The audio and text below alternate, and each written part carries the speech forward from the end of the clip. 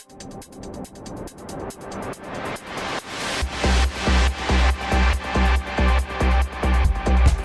into your seats and get ready.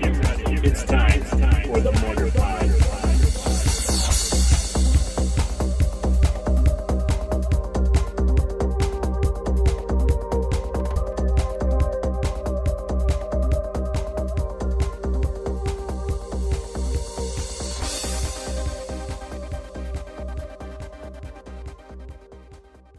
Hey everybody, Alex Stephenson from SeemsGoodMagic.com here. Welcome to this week's episode of the Mortarpod.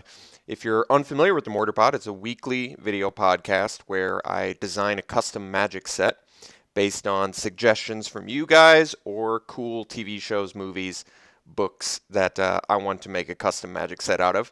And then I show you and present all of the cards from that custom set. So without further ado, let's move on to this week where it's the first time I've done or I'm working on a full block for the Indiana Jones movie series. So we've got Indiana Jones and the Temple of Doom this week. So last week I did Raiders of the Lost Ark. You get introduced to the mechanic archaeology, and we carry it over to this set as well as a new mechanic. And if you don't remember Indiana Jones and the Temple of Doom, it was a cool one. It was very different than the other two. It seemed like Raiders of the Lost Ark and Indiana Jones and the Last Crusade had to do with Nazis. But Indiana Jones and the Temple of Doom, the one in the middle, has to do with sort of a secret cult in India. So very interesting. Very, very scary movie. If you go back and revisit, there's actually some pretty terrifying scenes in it. A lot of violence and flayed skin off of people and stuff like that. So it's kind of a terrifying concept. I mean, the famous heart rip out scene that probably most people remember if you've seen that movie. Very creepy at the time. So let's move through the set, and as per usual, I sort of set up these slides so that the cards play the movie out chronologically. So you're introduced to characters and scenes through the cards. So it sort of seems like you're watching the movie through the cards. So first we've got Willie Scott and Short Round. So if you don't remember, the movie starts out with Indiana in China, and he's at a sort of a business meeting. And the stage performer is Willie Scott. And it's played by Kate Capshaw, who actually ended up marrying Steven Spielberg, the director. So very interesting little fact there. But let's go through Willie Scott. So she's a mythic. She's a legendary human creature. She costs 1, a green and a white. She's a 1/2 vigilance. All creatures able to block Willie Scott do so. And then she has X and tap.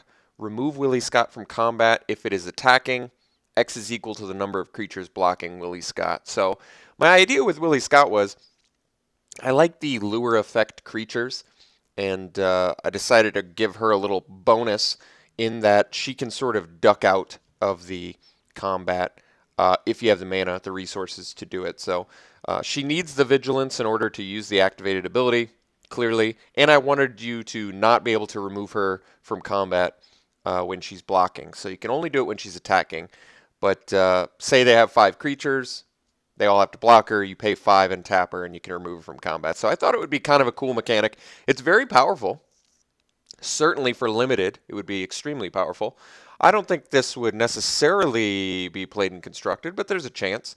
Usually, if you're in green and white, you don't really have time to mess around with 1-power creatures. But regardless, I was pretty happy with her design. I think she would play very well. I know for a fact she would play very well in limited. And I wanted to make her useful because in the movie they didn't really have Willie doing all that much. She was really just sort of the comic relief because she was sort of the city girl that was stuck in like a, sort of like a third world developing country situation. So she was constantly screaming and in fear. They kind of just, she was kind of a boring character. So I wanted to spruce her up a little bit, and all creatures wanting to block her sort of, she sort of stood out. So that's why I thought all creatures would be able to, or would want to block her. and removing her from combat just because she runs away from some threats a couple times in the movie. She also gets captured in the movie, so she's not even that good at ducking out. So all in all, not the most exciting character, but I gave her a pretty good card, I thought. Next, we've got Short Round. Very cool, funny character. Definitely would be considered racist by today's standards because some of the lines he has, like there's a scene where he's walking, when they walk through the bugs, and they've basically, Indy discovers this sort of like secret passage that leads down to the Kali temple where you've got this cult, and there's bugs everywhere, but they're in the dark and they're stepping on the bugs and they don't know what they're stepping on. So Short Round's line is, "Sound like step on fortune cookie," which, I don't know, even as a kid I was like, geez, that's a little edgy. Huh? You got the Asian kid talking about fortune cookies? I don't know. But it was played by, I forget the actor's name. I want to say it was like Koi Tae Kwan or something like that. It's very similar to that. But he was also in The Goonies. And actually a great actor, great child actor. I don't think he kind of sort of disappeared when he grew up, as far as I know. But he's 2 red for a legendary human creature. He's a 2/2 haste, and he has tap. Short Round deals 1 damage to target creature. That creature can't block this turn. So pretty powerful, definitely getting rid of blockers. It's sort of like one of the modes of Chandra, plus it's a 2/2 haste. But it's a legendary creature, and it's a rare, so you couldn't really abuse it. But yeah, I think he would be fine. I don't think that would be overpowered by any stretch of the imagination. Moving on, we have Pankot Palace. So this is where most of the movie takes place. And Pankot Palace enters the battlefield tapped, taps for a white or a black mana, and then it has 2 white, 2 black tap. Put 2/2 white human creature tokens with lifelink onto the battlefield under your control. Sacrifice those tokens at the beginning of the next end step. Activate this ability only during an opponent's combat phase. So I wanted them to be sort of the palace guards, the blockers. 1/4 typically is what you think of when you think of the defenders, but I wanted this card to be a little more useful than that. So the fact that you get 2 creatures, both with lifelink, is actually really strong defensively, because you get to block your opponent's 2 biggest dudes plus gain 4 life out of that. So I actually think Pankot Palace would be very strong, which is why I limited it to defense only. All in all, I'm still happy with that. Originally I had it as more of like a slow tutor effect, but it was just a little bit, this is part of a cycle I'm trying to do for the block. If you look at the Raiders of the Lost Ark set, you can see the Well of the Souls is a little bit similar in green-black. It also is a sort of pseudo-manland creating non-basic. So all in all, I think Pankot Palace would be fine. It would actually be a very good card for a control deck, I think. Some sort of Esper control, maybe. But yes, next we have Maharaja Zalim Singh. And this is a cool character. It was just another child actor. And he has kind of an important role in the movie. You're introduced to him sort of early when they get to Pankot Palace. He's the heir. His father recently perished, and he's the heir of Pankot Palace. So he's a very young heir and speaks very good English. So he's 2 and a white for a 1/2 legendary human creature. He has, if black was spent to cast Maharaja Zalim Singh, it enters the battlefield with a possessed counter on it and has Cult of Kali. So this is the mechanic for this set, the main mechanic. And Cult of Kali is at the beginning of your upkeep, if you control an artifact, you may pay black. If you do, each opponent loses 1 life. So a little bit of a setup, and you have to pay for it, but each time you do it, your opponent loses 1 life. So it's kind of like a renewable, make your opponent lose life. But once again, you have to control an artifact, and you still have to pay black during your upkeep. So a little bit of a requirement there, but I still think it would be probably, it would be a fun limited mechanic, I think. And then Maharaja finally has other creatures you control get +1/+1. So Lord effect, and if you pay black for it, you get this sort of little bit of a damage stick on it too. He used a voodoo doll in the movie, and I had to look up Voodoo Doll and see if I could bring it back as like a functional reprint. But God, look up Voodoo Doll. That card is absolutely dreadful. It's not even worth reprinting. It's honestly that bad. It's 6 mana. At each upkeep, you put a pin counter on it. And then if it's untapped during your upkeep, you have to sacrifice it, and it deals that much damage to you. And then it's got 2x in tap, and you can deal X damage to a creature or a player. But you have to each turn, or you have to sacrifice it, and it deals damage to you. It's an awful card. It's just expensive, slow. It's got a bad downside. So I can't even reprint that card. But yes, ideally, I wanted to do some sort of Voodoo Doll effect, since that is kind of a memorable scene in the movie. But I figured he'd be a lord because, he rules over his people, so they sort of get perked up or strengthened by his presence. He also gets possessed, which is why he has this, if black was spent on him. He is ruled by the Thuggies, which are the main bad guys of the movie, as we'll see. Moving on, we have Kali Temple Trap. So this is a very memorable scene in the movie. Like I was talking about earlier, they're walking through the bugs. Indy's sort of looking around, and him and Short Round get trapped in a room. So Kali Temple Trap is 4 and 2 black, instant trap card. And if an opponent activated an ability of a creature this turn, you may pay 1 and a black instead of Kali Temple Trap's mana cost, and then up to 2 target creatures get -2/-2 until end of turn. So I had to make the top end pretty expensive since it's an instant card that affects multiple creatures and can potentially kill multiple creatures. I figured it had to be pretty expensive, even though it's in black, which, has the most efficient removal spells.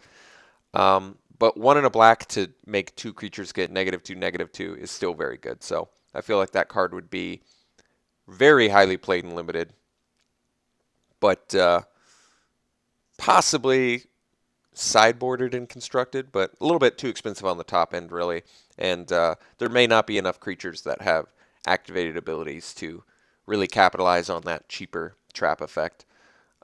Very cool scene in the movie, though, where they're about to get crushed by the spikes. Next, we have Molaram, Thuggy Leader. So this is the main bad guy in the movie. He did an excellent job. Very, very creepy character. 1 and 2 black for a 2/3 legendary human shaman creature. He's a mythic. He has Cult of Kali, and he has Sacrifice another creature. Molaram, Thuggy Leader gains Death Touch until end of turn. And then he has 1 and 2 black. Molaram, Thuggy Leader deals 1 damage to target creature, and you gain 1 life. So if you see what I was trying to go for here, you sacrifice a creature, he gets Death Touch, then he's a little ping Death Touch stick that gains you life. So I wanted to sort of give credit for the fact that he can tear people's hearts out of their chest with the power of Kali and very embolden his people. Very, very cool character. I'm pretty happy with how his card turned out. Kind of a weird little mishmash of abilities there since he's got Cult of Kali, so you're rewarded for artifacts, but he also has this little like Death Touch, damage stick. He would be very, very, obviously amazing in limited, but I don't think he would probably make his way into constructed. A little bit too much setup required, but the fact that if you have the resources, you can, sacrifice a creature and double ping, kill things, and gain life does make him insane in limited, definitely. Moving on. We have Kali Heart Ritual. So as I mentioned earlier, this is probably the most memorable scene in the movie since it's just so terrifying. It's like traumatizing when you watch it. You're like, oh my God, he just tore that man's heart out of his chest so easily. So Kali Heart Ritual is 2 colorless, a black and a red. It's a sorcery. I made it a common, and it's destroy target creature. Creatures you control get +1/+0 until end of turn. So my thinking was Terminate was a common, and it was 2 mana instant destroy target creature, and it can't be regenerated. So I figured Kali Heart Ritual, since it is pumping all your creatures, I didn't want it to be an instant because then it would be a little bit better than, it'd be a little bit too good defensively if you were able to pump your creatures as well as destroy a creature. So I wanted it to be a sorcery, so you're using it offensively. And I actually don't think it's overpowered, even at common. I think it's fine. Pumping your creatures and killing something for 4 mana at sorcery. Yeah. In multiple colors. If it was 2 and 2 black or something like that, it wouldn't necessarily make sense. as much. And I think just making it multicolor to me makes it a little more balanced, even at common. So you can see kind of a creepy picture. Molaram standing there shouting. He's got a burning heart in his hand. Very terrifying. Next card we have Sacrificial Cage. So this is after he tears the man's heart out of his chest. The man is in this cage and he's lowered into just a pit of lava. And Sacrificial Cage is a 3-mana artifact. It's sacrifice a creature. Creatures you control get +1/+1 until end of turn. And of course, Molaram is saying, chanting, Kalima, Kalima, Kalima Shakti Day. So I looked it up, and actually it means Mother Kali, Mother Kali, Mother Kali, give me power. So it kind of was fitting for what Sacrificial Cage does. And I guess I never realized he was actually speaking a real language. I think he was, I believe. I mean, someone can look that up and verify, but since I found a translation of it, I imagine it was a real language. Um, so yes, they're lowering, offering this human sacrifice to Mother Kali, and I figured you're offering, so Kali in return is giving her followers power. Sacrificial Cage, I feel like would be a very highly played limited card. I was, going back and forth on whether it needed to be 4 mana or not. I mean, it does require that you have a pretty creature-intensive deck, but the fact that it can just counter any, I almost wish I had made it. You could only use it at sorcery speed, something like that, because the fact that it just basically counters any instant speed or any removal spell for that matter does make it quite powerful. But I'm still not quite sure whether it's overpowered or not. Maybe this could be tweaked slightly so there was something that didn't make it so good against removal spells, but regardless, I'm still pretty happy with how that card turned out. Next, we have Sankara Stones. So this is kind of actually what the focal point of the movie is, and you finally get to the point where after Indy and Shorty, or Short Round and Willie see Molaram tear the man's heart out, everybody, all of the Kali cult leave that temple. So Indy, it's his chance to steal the Sankara Stones from Molaram. And the Sankara Stones are this artifact that has this legendary power. It's connected with Shiva, the god, and basically the stones can do fiery destruction, or they can be sort of bring strength to whoever wields or uses them. So there's 5 of the stones, which is kind of perfect for Magic. I originally had this card being something different, so this was one of my sort of last minute changes. I don't think that it's overpowered, but it's certainly a powerful card. So Sankara Stones is 5 mana, legendary artifact. It's a mythic, and it's 2x and tap. Sankara Stones deals X damage to target creature or player, and you gain X life. So definitely a strong mythic, since it's basically a renewable sort of, disintegrate, whatever, fireball effect. But you can only deal it to 1 target, and it costs you 2 mana per 1 damage. But it is colorless, so any color can do it. And, I mean, the fact that you're gaining life, too, basically means that it's a big life swing. I mean, think about it. 4 mana, it's still a 4-point life swing because you're dealing 2 damage to a target and gaining 2 life. So, is Sankara Stones overpowered? I don't know. It seems very powerful, I will admit. But I still like it. I feel like it evokes what the Sankara Stones are effectively. Is it overpowered? Maybe you be the judge. I think it's pretty powerful, but overpowered, I'm not sure. I mean, it would cost you 40 mana to deal 20 damage, so debatable. But it's definitely a powerful card. I will say that. Next, we have Thuggy Guard. So these are all over the movie. The little antagonists that Indy has to beat up, and they're 2 black for a 2/2 black. Human warrior creature. It's a common, and it has Cult of Kali. So black creatures are typically inefficient, which is why I had to make it 2 black instead of, say, 1 and a black for a 2/2.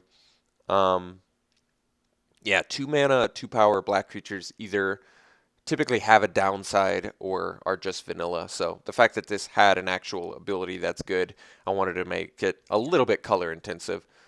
Next, we have the Thuggy Warrior Chief, played by the actor Pat Roach, who is actually a white man. So they put some, makeup on his face to make him look like an Indian. And little background knowledge on Pat Roach, very interesting actor. He was also the mechanic, the airport mechanic that Indy fights in Raiders of the Lost Ark, and he was also in the beginning of Raiders of the Lost Ark as one of the Nazi who comes to Marion Ravenwood's Tibetan bar. He's one of the henchmen for that Nazi, so just plays all sorts of roles in in the Indiana Jones movies. He was also General Kale in Willow, which I also made a card of. So this guy just keeps popping up. Really cool actor. So he's the Thuggy Warrior Chief in this set. 2 and 2 black, rare human warrior creature. He's a 4/3 with Cult of Kali, and he's got Intimidate. So maybe not the most exciting rare since he doesn't have a ton of abilities, but definitely worthy of rare since he's mono black, 4 mana, 4 power, so he's efficient, and he has Intimidate, so he's got evasion. So definitely worthy of rare, in my opinion. You couldn't stick this at uncommon at all. And he was a fairly unique character in the movie, but I didn't think, since they didn't even give him a name, he wasn't worthy of being a legend, in my opinion. Next, we have the Black Sleep of the Kali Ma. I'm really happy with how this card turned out.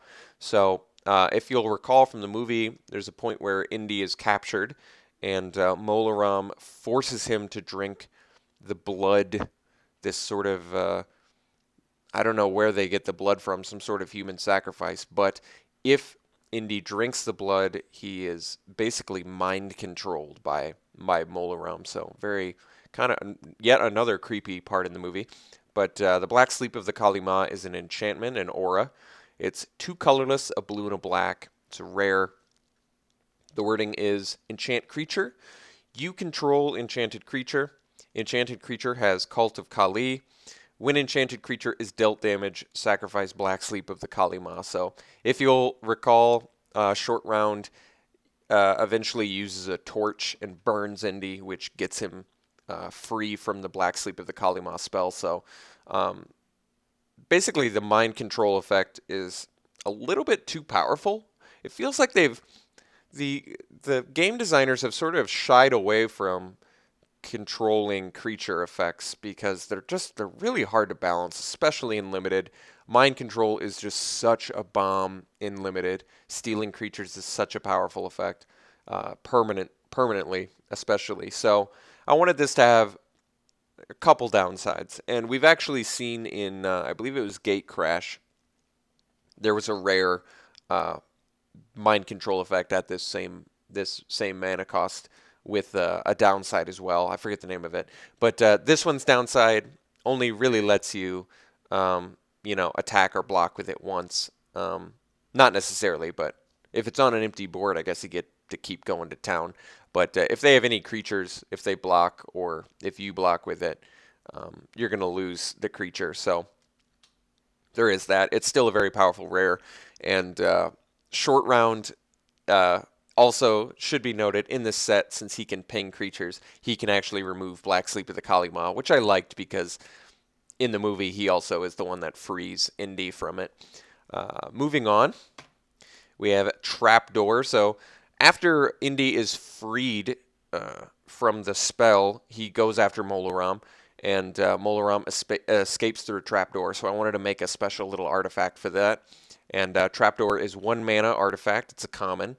And then it has 1 sacrifice trapdoor, return target creature you control to its owner's hand. So this would be a highly played limited card, I think, especially since it's in the Cult of Kali set. So you'd get rewarded for having an artifact. What I like is you can sacrifice it. Any color can basically save one of their creatures from a removal spell, which I like. It also works fairly well with enter the battlefield effects on creatures. So still a little bit narrow, though, since you can't bounce your opponent's creatures. I wanted to leave that pretty much strictly blue. bounce effects on your opponent's creatures are pretty much just blue only. So I figured typically returning your own creatures is either white or blue only. So I am possibly breaking a little bit of color pie with Trapdoor since, it's allowing any color to bounce their own creatures. But since I don't think that's too powerful of an effect in general, I don't mind having it colorless. And I'm still pretty happy with Trapdoor.